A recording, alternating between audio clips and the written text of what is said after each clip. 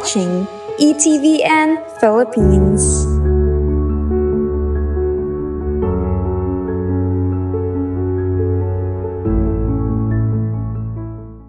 Maligayang araw, maligayang umaga, maligayang gabi. Depende kung saan kayo nanonood. Narito po tayo sa ETVN, Emmanuel TV Network. Ako po si Rick Saludo, isa pong writer, host, at saka Senior Vice President ng Programming dito sa ETVN at maraming salamat po sa inyong panonood. Ngayon po, meron po tayong natatanging usapin at natatanging kapulong sa araw na ito. Ang ating pong usapin, relihiyon at politika. Dapat sinasabi ng marami, yan dapat ipaghiwalay. Dito po, pagsasamahin na po natin. Kasi hindi naman po pwedeng iwasan na ang mga nangyayari sa mundo, walang pakialaman Diyos. Hindi po ganon. Ang Diyos po ay nakikialam sa mundo upang ang mundo ay masagip sa kasalanan at mailapit sa Kanya sa langit. Kaya yan po ang ating tutukuyin ngayon. And we are here today in particular to talk about a new group. A new group called One Godly Vote. At isa pong pangalan din nila, Catholic Advocates for Responsible Electorate, CARE. At pinalad po tayong makasama ngayong umaga ang founding chairman po ng CARE, ng One Godly Vote, ang dati pong kalihim ng reforma sa lupa, agrarian reform, at isa pong batikang abogado. At bukod dyan ay isa rin pong nangangaral sa relihiyon sa Radyo Veritas, si Secretary Attorney John Castriciones. Kumusta po? Magandang umaga, Brother Rick, at magandang umaga sa lahat ng ating mga nanonood ngayon dito sa ating programa. Salamat sa inyong pagdalo rito at siguro, diretso na tayo doon sa ating usapin. Ano ba itong CARE? Ano ba itong One Godly Vote? Ito, medyo naisip po ninyo ito. At ngayon, sinusulong na natin. Disclosure lang po, tayo po ay kalahok din dito sa CARE. No? So, ikwento po ninyo sa amin yan. Alam mo, Rick, nag-umpisa ito dahil sa... Well, sasang-ayunan ko muna yung sinabi mo kanina na pwede bang maghalo ang relihiyon at politika. Kasi alam natin na palaging sinasabi ng mga Pilipino, ang politika ay madumi. Di ba? At huwag tayong makikialam dyan, di ba? Kanila na lang yan. Pero hindi natin pwedeng gawin yan. Alam mo, mayroong pangyayari sa aking buhay nung ako'y bata-bata pang abogado. At pumunta ako sa opisina ni Cardinal Sin. Pinuntahan ko siya at nagpapa-endorso ako ng isang aklat na aking isinulat. No? At natatandaan ko pa, nagkwentuhan kami at pagkatapos, alam mo naman si Cardinal Sin, ano? Ang bati niya sa akin, welcome to the House of Sin. Itong book na ito, anong pangalan? Ang libro ito ay PMA Hazing Case dahil dati akong kadete sa Philippine Military Academy. Ano? At ngayon, noong pinapa-endorso ko sa kanya, itong aklat na ito, ay inumpisahan niyang diniscuss ang mga problema ng ating bansa.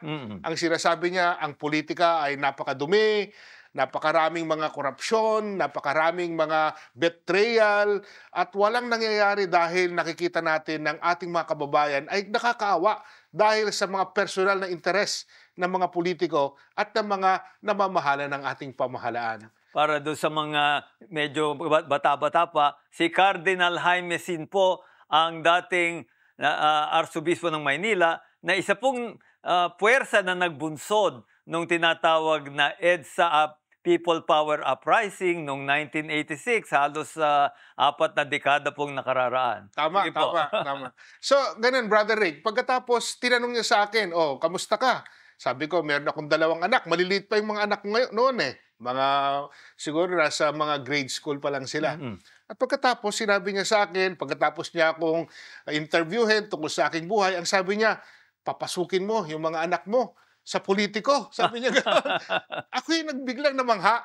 Kasi sabi ko, ba't niya gagawin yun? Samantalang kanina, sinasabi niya, ang politiko madumi, ang politiko ay hindi kaaya-aya sapagkat talagang it's a snake pit. Sabi nga natin, ano? Lalo pa ngayon na naglalabasan itong mga ghost project. Precisely, ang pagkasira ng ating mga flood control project dahil na nga sa sa katiwalian, sa diretsuhin na natin at katiwaliang hindi lamang doon sa mga nagsasagawa nito, kundi pati mga politikong nagbunsod nito. Tama ka, Rick. Sa katunayan, ibig sabihin lamang na ang korupsyon, na ang hindi tamang pamamalakad ng ating pamahalaan, na hindi lang ngayon, noon pa, nag-umpisa na.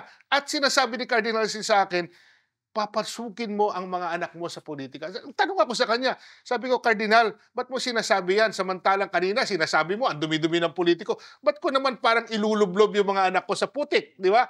Ang alam mo, sabi niya, alam mo, para magwagi ang mga masasama, dapat ang mga mabubuti walang gawin. Oo. So, ibig niya sabihin, dahil naniniwala siyang mabubuti yung mga anak ko, sabi niya, papasukin mo sa politiko.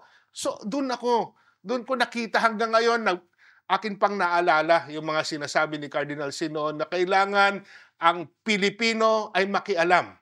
Ang Pilipino ay dapat nang kumilos sapagkat kitang-kita natin ilang mga administrasyon na ang dumaan dito sa ating lipunan. Ngunit ang problema noon hanggang ngayon problema pa rin. Kapag hindi tayo nakialam, magiging ganito ang ating kalagayan at kaawa-awa ang ating kalagayan. Ito na nga po ang bibigyan natin ng diin.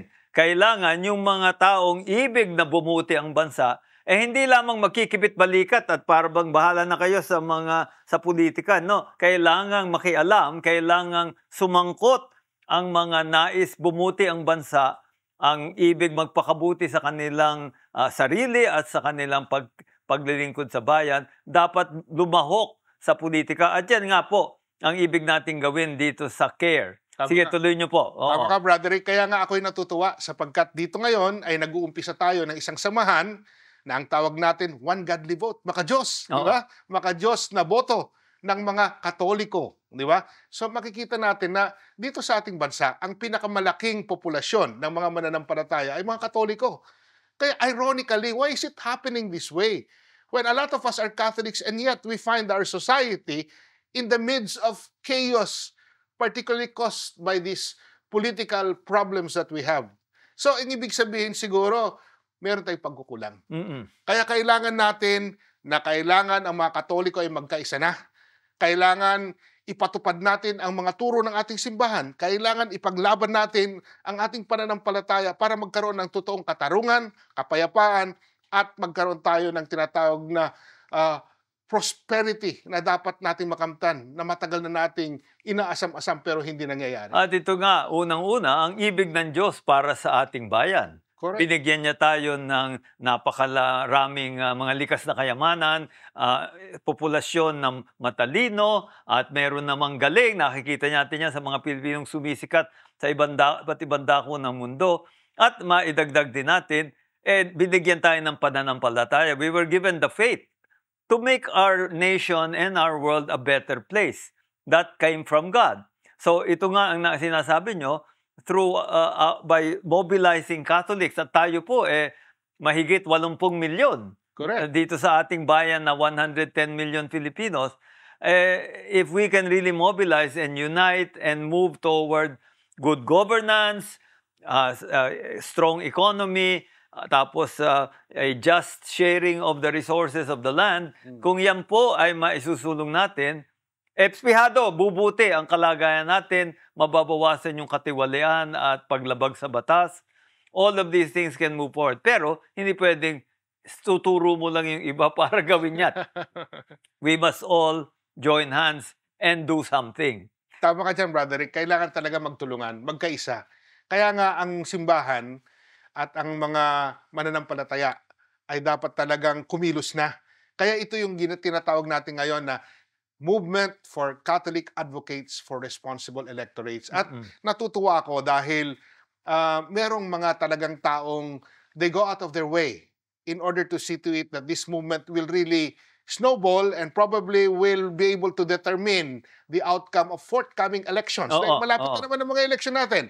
At alam mo, natutuwa ako dahil ang mga kasama natin dito sa Catholic Advocates for Responsible Electorates ay talagang mga taong may pagmamahal sa bayan at talagang meron silang concern sa kapakanan ng ating mga mamamayan. Unahin ko na, isa-isahin ko na. Brother Rick, bago mo ako tanungin ng iba pang question, kasama natin dito, of course, si Father Jerome Ceciliano, na sasabihin na natin na siya ay taga Catholic Bishops Conference of the Philippines, ano? Kasama din natin dito si Father Vic Sadaya, na siya ang former managing director ng Radio Veritas Asia, no? Si Father Anton Pascual, na alam naman natin na isang aktibong journalist, no?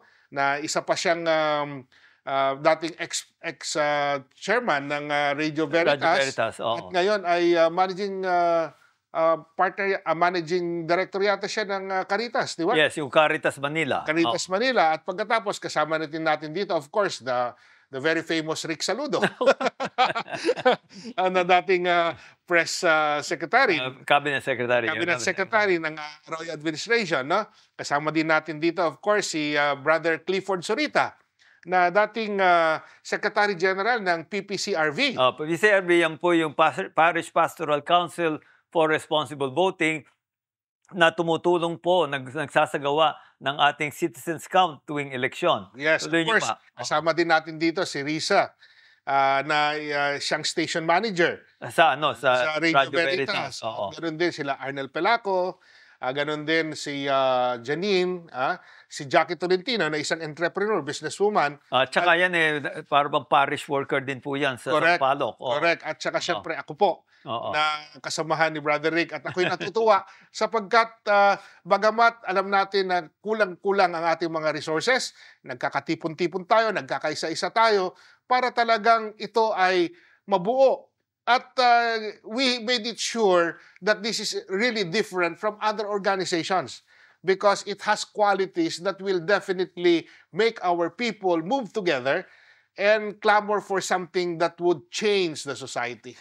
There are some things that I think we discussed doon sa ating organizational meetings that really make it different. And yung isa dito, we really wanted to be grassroots driven, na ang mga taong bayan mismo ang nagbubunsod nito, nagsusulong, which is why on Saturday po, sa darating na Sabado, August 30, magkakaroon po ng pagtitipon. This is one of the first organizational meetings sa EDSA Shrine po, pagtitipon ng mga public affairs ministry sa iba't ibang parokya sa Archdiocese of Manila. Umpisa lang po yan at marami pang isasalaysay si Attorney John tungkol sa iba pa nating programa. The other thing na tanda ko rito, we wanted to be data-driven. Alam niyo po, sa internet at maging sa media kung minsan, maraming fake news.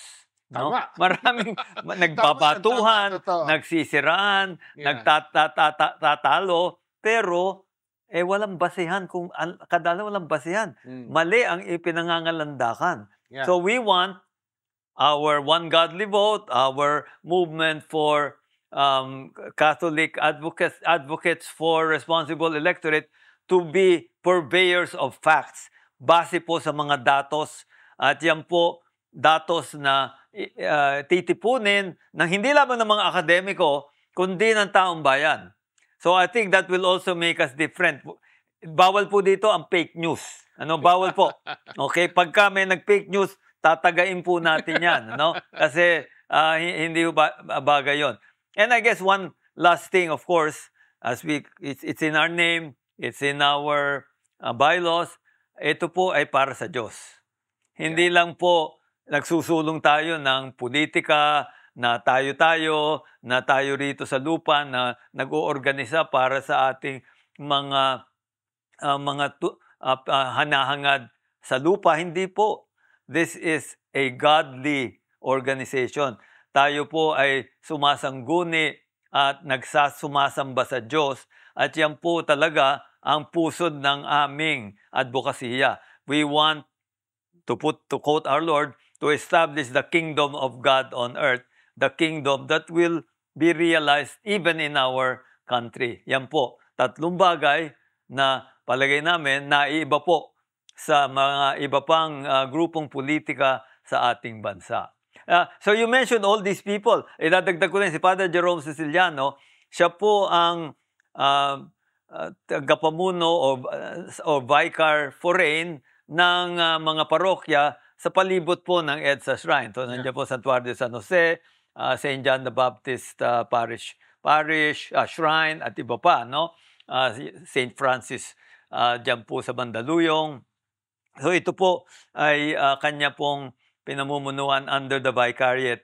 And nabanggit yung CBCP, siya po ang Executive Director ng Public Affairs Commission at sa Public Affairs Commission ng ating CBCP. So siya po mapapansin niyo sa mga balita, siya ang nangungusap at naghahayag ng posisyon ng simbahan sa maraming mga usapin, no? So yan po ang isa pang kasama. At si Father Anton, maisa-isay ko, when I was in the Arroyo Cabinet and we were monitoring the infrastructure program of President Arroyo para masigurong sumusulong ito ng masigasig, at hindi lang yon, na may paggalang sa mga karapatang tao. Kasi kung minsan yung mga infra projects, medyo nasasagasaan yung mga maliliit.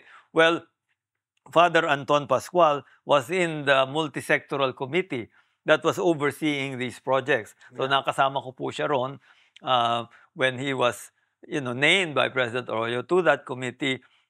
Pareho po kaming mas bata pa noon. But he was already working with us in the government then, nasa gobyerno pa tayo noon, upang siguraduhin na yung infrastructure project ay maipapatupad ng tama, maigagalang ang karapatan tao, at walang ghost, walang multo. Walang multo. Yeah. Well, anyway, Brother Rick, mabutit na banggit mo yan, ano? Kasi itong samahan natin na Catholic Advocates for Responsible Electorates, meron tayong pre-summit na mangyayari sa August 30, no? Yan. Dito ngayon sa may shrine, Sa EDSA Shrine. Sa EDSA Shrine, no?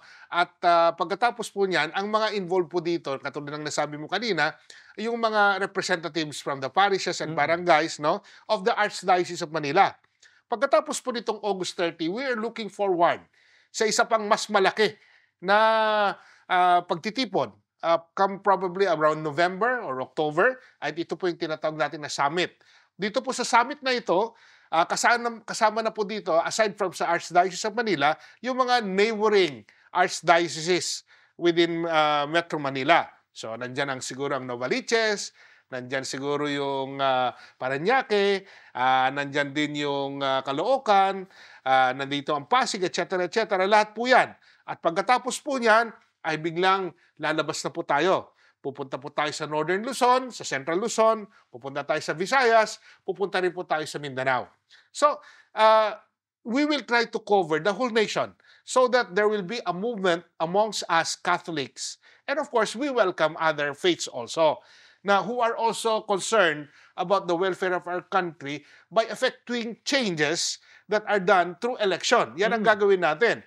At ito pong samahan na ito ay hindi lamang po parang uumpisahan. Kasi kung minsan may mga organization na meron tayong tinatawag na sa umpisa lang nangyayari. Ang gagawin natin dito, we will sustain them. Magkakaroon po tayo ng mga small, ang tawag natin dito, circles of discernment. In every parish, para talagang ito ay lumago, at we will sustain them we will try to educate them. Of course, the education does not really come from us, but the education will come amongst us. Dahil ibig sabihin, we will all participate. This is a learning process for all of us. Ang pinakamagandang gawin natin dito, yung parang konsepto ng conscientization, na ibig sabihin ay tayo mismo ang magsasabi, ano ba problema natin dito sa ating pamayanan, di ba? Dito, bakit palagi tayong binaba? Bakit palaging walang tulong mga senior citizens? Bakit maraming mga squatters dito sa atin, di ba? Ba't marami ang naghihirap ng mga magsasaka doon sa mga far-flung areas? And all of this, i-calculate natin lahat yan, tapos sasabihin natin, ano bang solusyon? Di ba? Ano ba solusyon? So, we will discuss the solutions to these problems. At syempre, ang bottom line yan, pag dumating ang election, dapat siguro we should elect people who are really worthy. People who love our country, people who love the Filipinos, people who have concerns about their morals, their virtues, their values. Kasi pag hindi po natin gagawin yan, nakakaawa po ang ating bansa. Nabanggit nyo yung paghalal ng tamang tao. No? And this is again, we go back to the basis for choosing our candidates. Yan po, hindi may kakaila. A lot of the choosing of candidates usually influensya na lang ng media, o ito yung isinusulong ng mga tao sa ibaba, yung mga barangay leaders, o kaya sa kasamaan palad, yung merong bigay na, na pondo para sa boto ninyo. Tama. Lahat po yun hindi magbibigay sa atin ng tamang mga leader. No? Kung gumaganda man ang palakad ng leader, nagkataon lang yun, pero yung mismong proseso, kumbaga, corrupted na. No? Lalo na kung may perang pumapasok. Kaya dito po, gusto po nating ibahin ang electorate, ang ating mga mamboboto, para ang kanilang basehan ng pagpili ay yung mga impormasyon o datos tungkol sa tunay na palakad at mga programa ng mga kandidato o ng mga nasa gobyerno. Pangalawa, na merong mga katangiang hinahanap sa mga leader. No? Tama. At itong katangiang ito, hindi po diyan kasama yung katiwalian. Kailangan po magpakita talaga at talagang maisulong nila at bigyan nila ng commitment ang tapat at malinis na paglilingkod sa gobyerno. No? So yun po, kasama din po yan. At siyempre, nariyan din yung sinabi nyo nga, solidarity. Ang pagtitipon ng mga tao, pagtutulungan, at pagpapalitan pagpapalitan ng impormasyon. Yung impormasyon po natin, hindi natin makukulang yan sa isang tao, sa isang pahayagan, o sa isang programa. Yan po ay manggagaling sa mga impormasyon mapatpatitibayan ng mga taong kasapi po rito. Kaya subaybayan nyo, we will be coming to a parish near you. Yeah. Coming soon. Oo. At nabanggit nyo yung yung sa atin sa Sabado. Sa Sabado po, naku po, ito na po yung, makikita nyo po, may mga nakasuot po nito. Ayan. May mga nakasuot po nito sa EDSA Shrine sa Sabado. Ito po yung One Godly Vote, Catholic Advocates for Responsible Electorates. Yan po, ano? So yan po, wag na kayong magtaka kung sa EDSA Shrine, medyo namumutakti itong ganitong t-shirt kasi ito po ang ating emblem na ating ilulunsad din sa Sabado. Medyo nakauna po kayo ngayon. Akala ko magsusuperman ka. This is a job for Superman. So yun po ay we're excited about this. That's all I will say. Yeah. And I hope you will also be excited Yeah. about this when we are, fully coming out. Of course, all of this, I will stress, yung mga binanggit natin mga plano, lahat po ito ay isasangguni sa mga obispo at arsobispo. Okay? That is our approach here. We're not just going to, down the parishes and trying to recruit people without the knowledge of those who are their shepherds. So yun po, we certainly began with the chief shepherd, of course, of the Archdiocese of Manila, His Eminence Jose Cardinal Advincula. Kanya pong alam itong ginagawa natin ito, at sa katunayan, si Father Jerome Siciliano ay siyang namamahala ng public affairs sa Archdiocese of Manila. So doon po, kapulong natin ang Archdiocese mismo ng Maynila, and our expansion to other archdioceses will again go through the process of being in dialogue with the diocesan or archdiocesan authorities and their priests, so that we can bring this advocacy of truth, justice, faith, and the service to our people. Talking about your own background, I know you had yung panahon nyo sa Department of Agrarian Reform, no? Sa panahon po yan ni Duterte, ano po? Yes. And then before then, you got your Master of Laws in the UK. No? So tell us about those years. Well, actually, when I was the Secretary of the Department of Agrarian Reform, we were able to distribute a lot of lands nationwide. I think if my memory serves me right, that was around 429,000 hectares of land. And it was during our time that we had a presidential directive that was actually passed, which is the EO 75, wherein even government-owned lands Oo. became a part of the agrarian reform program. So a lot of these so-called government-owned lands were actually distributed nationwide, and that's the reason why there were a lot of lands given to the farmers. But it's not enough for farmers to have a piece of land. Dito sa bansa natin, ironically, nakakaawa ang mga farmers. How did I know that? Kasi nung panahon ko, nagkaroon ng pandemic eh. Oo. So ngayon, ang mga farmers, hindi sila pwedeng i-group together. So ang ginagawa ko, I get out of my way and go out to the far-flung areas. Ako na ang nagdadala noong Ayuda. nung titulo ng lupa. Titulo. Sa kanila, inaabot ko. Ang tawag ko dito noon, door to door. Door to door, na kailangan doon mismo. At nakita ko kung gaano kahirap ang mga magsasaka. Nakakaawa sila, Brother Rick. At siguro, hanggang ngayon, ang puso ko ay nasa mga magsasaka natin, na talagang sila ang kumakayod araw at gabi, sila ang nagpapaaraw, nauulanan, sila yung mga talagang napuputikan ang mga paa, pero sila yung mga nakakaawa dahil wala silang pagkain.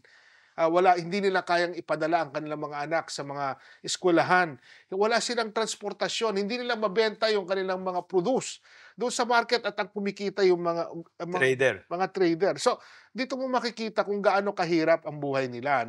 At walang malapit na hospital, walang malapit na merkado, wala silang mga internet katulad natin, wala silang LRT, wala silang MRT, wala silang mga daan. So, sila yung mga vulnerable, kumbaga, na madaling lapitan ng mga tao na nagsasabing hindi naman kayo mahal ng gobyerno eh. 'Di ba? At sasabihin nila, para Mag-alsa ka na, mag-aklas. correct, precisely. Kaya makikita mo diyan na talagang sa mga far-flung areas natin, marami pa ring nakakaawang mga tao. Kaya ito yung masasabi ko. Ang tanong is, bakit? Samantalang nakikita naman natin ngayon sa kasalukuyan, napakaraming bilyong-bilyong pera ng taong bayan ang nawawaldas at napupunta lang sa mga bulsa ng mga iilan. Samantalang ang mga magsasaka ay nangangailangan ng tulong.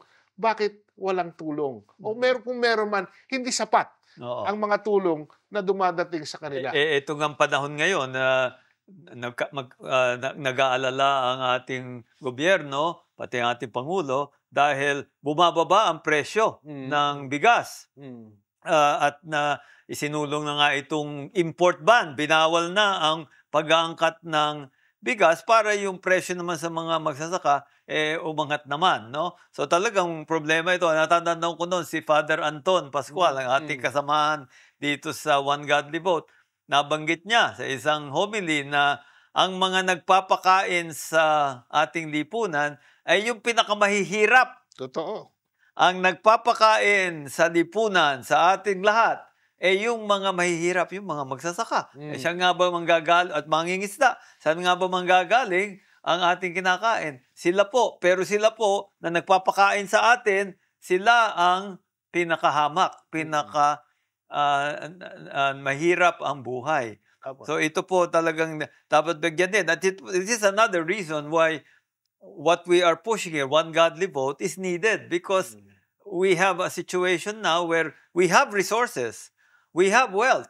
Meron tayong yamang bayan.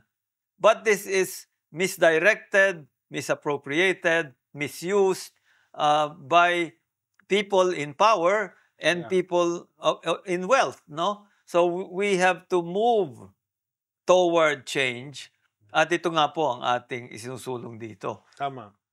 Well, maybe you can talk about itong grupong ito. How exactly will it operate?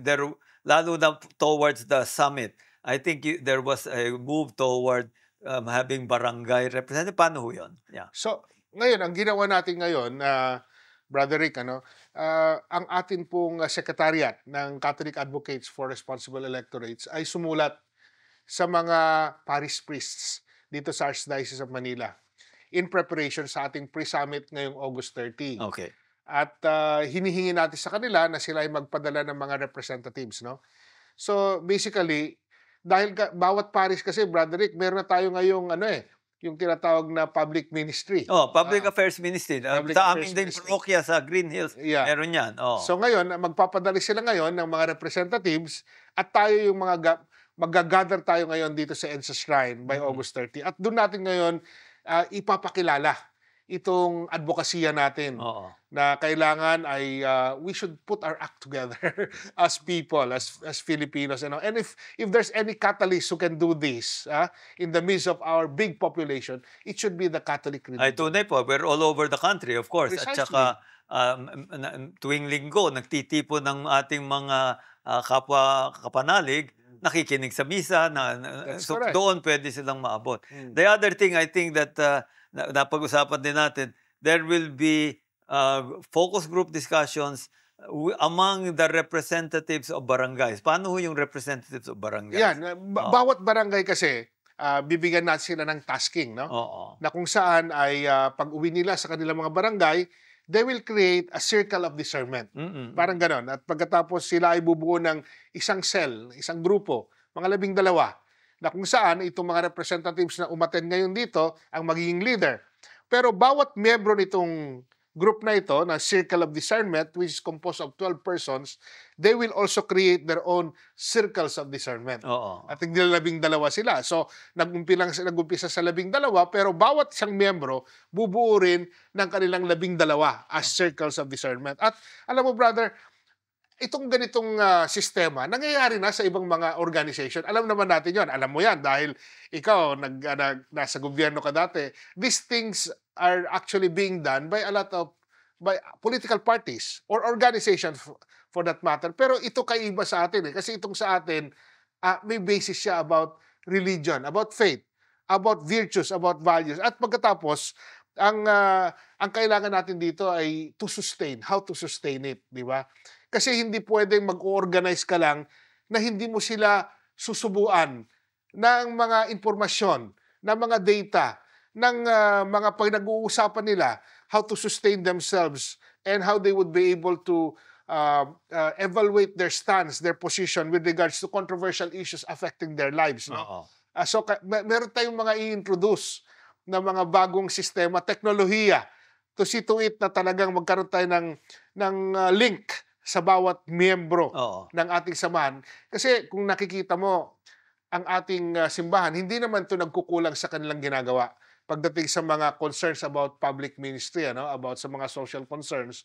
Pero aminin natin na hindi na susustain. Hindi na susustain. Ibig sabihin, meron tayong ibang organization na ang ginagawa nila pagdating ng eleksyon ay talagang tinututukan ang mga mananampalataya para sila ay makapili ng mga tamang mga kandidato.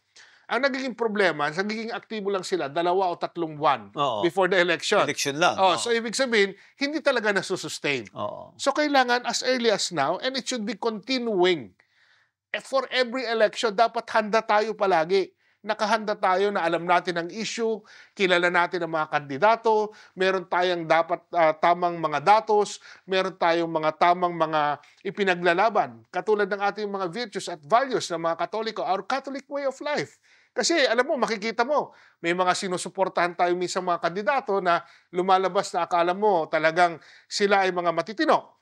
Pero pagdating sa Senado, pagdating sa Kongreso, sila muna yung nag-uumpisa ng mga batas para sa mga divorce, sila nag-uumpisa ng mga batas tungkol sa contraceptives, sila mag-uumpisa ng mga batas tungkol sa mga sogi bill, yung mga ganyan. Yung mga issue na yan of course, alam natin ang tayo ng ating simbahang Katoliko, no? Na talagang tayo, absolutely hindi dapat yan. Dahil sisirain niya ang pinakaugat o pundasyon ng ating lipunan. Ang pamilya. Kaya kailangan nating bantayan, ipaglaban at piliin ang mga tamang kandidato na talagang tututukan ang pananampalataya natin at ang ating pamamaraan ng pamumuhay. At ang mahalaga dito, na bawat kandidato talaga maihayag ang kanilang posisyon sa mga issue. At yan nga, bahagi ito ng approach natin dito sa ating One Godly Vote. Na sabi nga kanina, ang mga impormasyon tungkol sa kandidato, sa kanilang pamamalakad, at gayon din yung mga ginagawang programa ng iba't ibang mga gobyernong lokal, lahat yun bahagi doon sa mga kasamahan natin at maibahagi nila sa iba pang mga kasamahan nila doon sa kanilang circle of discernment, no? Upang ito ay maging tumpak na basihan para sa mga pagboto nila. So to reiterate, no, what we aim to do here is to bring together solid factual information about how people govern, what they stand for, their positions on key issues, so that this can then be used by our voters to objectively and intelligently discern whom they will vote for. Yan po ang hangarin natin dito. Tama ka, Brother Rick. Katulad nito, yung sinabi mo kanina, inumpisa natin sa mga ghost projects, sa mga flood control program natin, no? Bakit nakalusot yan? Kasi, imagine mo, bilyon ang proyekto, pero nakalusot na sinasabi nila na meron na pero wala pala. Kaya nga multo it's a ghost project. Bakit hindi nabantayan ng mamamayan? Bakit? Kasi kung alam ng mamamayan yan, kukontrahin nila yan, lalabanan nila yan. Pero bakit hindi alam? Ibig sabihin, walang nakikialam. Well, dito siguro maidagdag din natin, kung minsan yung mga tao, nakikita nilang may magkamalian, pero hindi nila alam kung kanino tatakbo. Lalo pa kung yung nagbubunsod ng proyekto, yung nasa poder. Saan ka pupunta? Hindi ka naman pwede tumakbo doon sa nanunungkulan kasi para baka siya pa yung nagbunsod ng mga maling proyekto. Dito po sa ating One Godly Vote, pwede kang tumakbo dito sa ating samahan. Pagkat kami po nangangalap ng impormasyong ganyan. So kung bahagi po ng ating programa, aalamin natin yung mga proyekto na isinusulong ng mga gobyernong lokal. Tatanungin nga natin sa mga miyembro, ito bang mga proyektong ito ay sumusulong? Sila na ang magsasabi. Pero hindi nila sasabihin kung kani-kanino, isasabihin dun sa ating grupo para mapagsama-sama ito, nabigyan ng pagsisino kung tama nga o hindi. Kasi kung minsan may nakikita tayo, mali naman pala. No? Pero alamin natin kung anong tama at mali. Tapos yun po ang ating ibubunsod. Kaya bahagi po na ng ating programa rito, yung tinatawag na Media and Policy Advocacy, na atin pong makikipagpanayam tayo din sa ating mga mamamahayag para mabigay sa kanila ang impormasyon na nalilikom po ng ating grupo. Marami na tayong napag-usapan dito. Siguro, anyayahan na lang kita na isalaysay muli yung ating timetable. Ito po, may timetable tayo. Para alam po, ipa-flash din natin yan sa screen. Oo. So, unang-una, sa August 30, from pagkatapos ng pre-summit natin, meron tayong mga timetable na natitignan. Hopefully, this will be followed. Tingnan natin. Okay. From August 31 to September 19, of course, magkakaroon na tayo ng selection of parish representatives para to sa summit.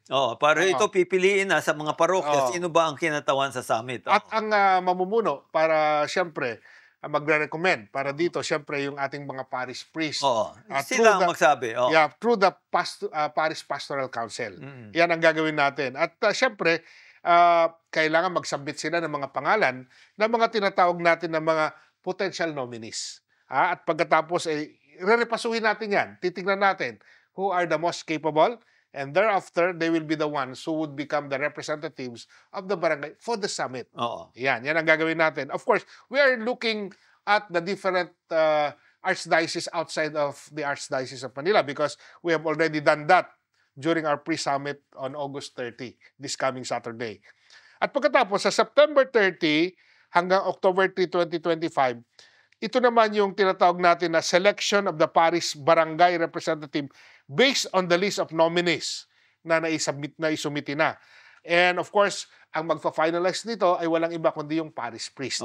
At sa October 4 naman hanggang October 24, ay ito na yung tinatawag natin na magfo-focus na yung mga grupo tungkol sa mga discussion. So ito may mga pag-uusapan. Iyan na. Ito na yung mga pulong-pulong. Ito mahalaga to kasi dyan hindi lamang magsasama-sama, but there will be focus group discussions deliberations on issues that matter. Yeah. Ito po yung may kinalaman sa talagang buhay-buhay ng ating mga mamamayan. Correct. So ibig sabihin ang mga pinag-uusapan, ang mga issue hindi nanggagaling sa taas, Oo. nanggagaling sa baba. Oo, kung ano ang talagang may impact sa buhay nila. Yan, yung talagang actual, real time, kung ano pa talaga ang mga nangyayari. Tapos, from October 25 hanggang October 30, ito na yung mga tinatawag natin na submission of barangay level focus group results per parish. So, i-collate natin to. Ito yung mga ating mga advokasya na ipaglalaban, ipagpapatuloy.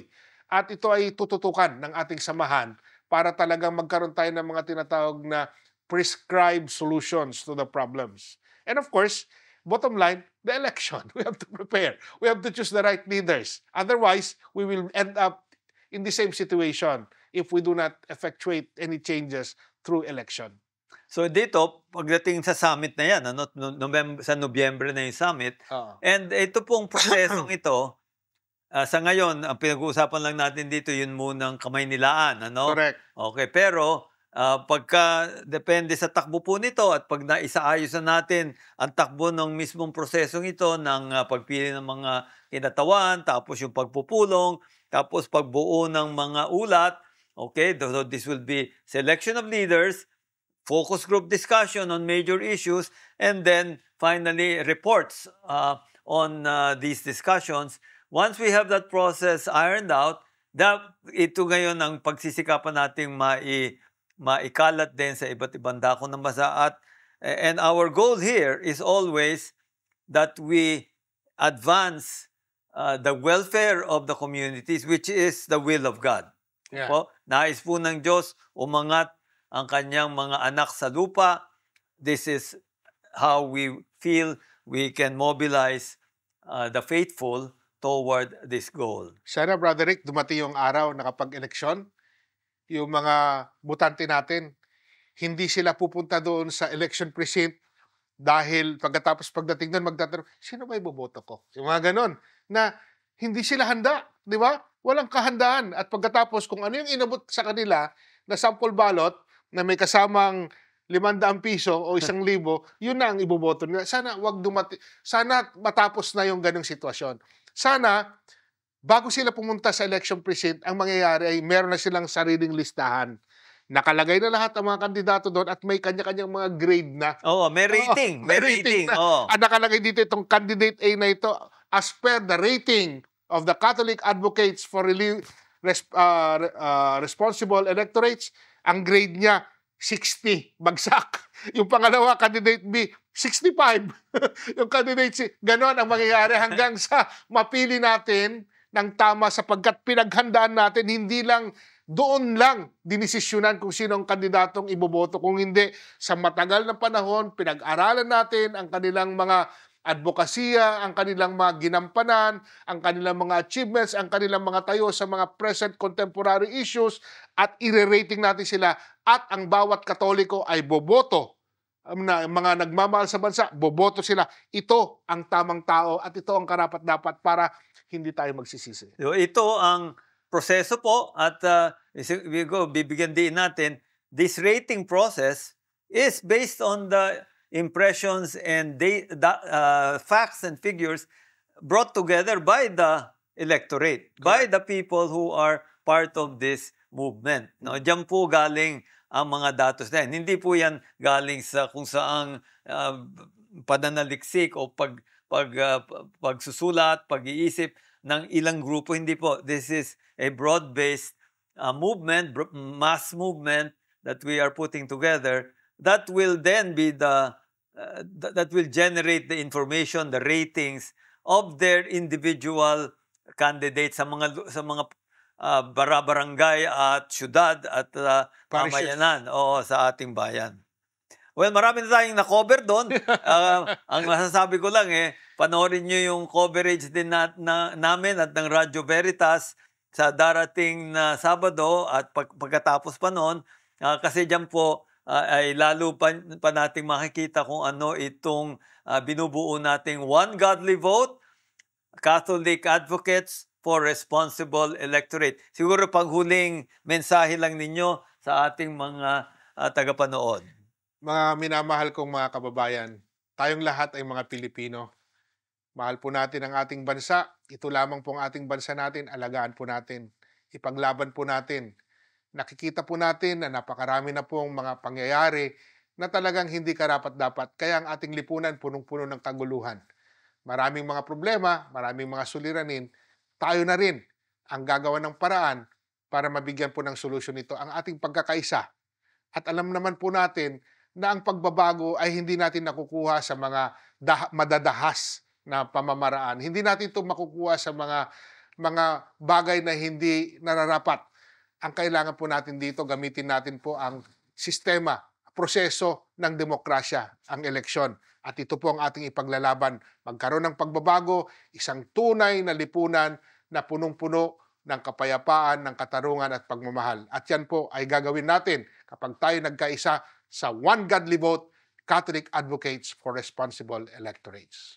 At nagpapasalamat po tayo sa ating panauhin ngayon, ang ating dating kalihim ng Reforma sa Lupa, Attorney John Castriciones. Panoorin niyo, pakinggan niyo din po siya sa Radyo Veritas. Meron po siya dong programa sa linggo, sa mga tuwing linggo, ano, yung Brother John at Sister Fel, na kanya pong may bahay na pinagpupulungan ang Biblia. At tuwing Miyerkules naman po, alas 12 ng umaga, alauna ng umaga, ang programa naman sa Radyo Veritas ni Attorney John na tinutukoy ang mga problemang sa lipunan, sa araw-araw, ayon sa batas. So yan po siya po ang ating panauhin ngayon. At kayong mga nanonood ngayon, kung nagustuhan po ninyo, at importante hindi lang nagustuhan, kundi kung panagay ninyo itong aming pinag-usapan ay dapat maibahagi sa ating mga kababayan, please share. I-share po ninyo, okay? At marami po tayong darating pang ganitong mga programa tungkol sa ating bayan at sa ating Diyos dito po sa ETVN. Kaya subscribe na po kayo at thumbs up dito sa ating programa. At ako po si Rick Saludo, nagpapaalam sa inyo dito po sa Emmanuel TV Network, dito po sa ETVN. Maraming salamat sa inyong panonood.